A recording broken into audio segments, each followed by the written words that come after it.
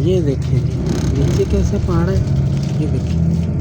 और इधर को कैसा पहाड़ है, एक ही जमीन है। एक ही ज़मीन एक ही जगह, दो अजीब कलर के पहाड़, अजीब तरह के पहाड़ है। ये देखिए कैसा डिज़ाइन है यार, सुभान अल्लाह।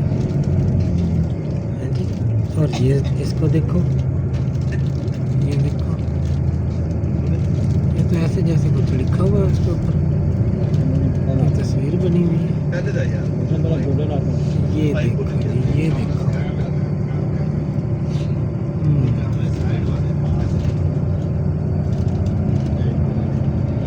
सुभान अल्लाह जी, सुभान अल्लाह, ऐसा खूबसूरत पहाड़ है। ये मदीना शरीफ और बदर शरीफ के दरमियान जो रास्ता है, उस रास्ते पर आने वाली पहाड़ियाँ हैं। अगर बदर से मदीना जाएं तो रास्ते में आती है राइट साइड पे।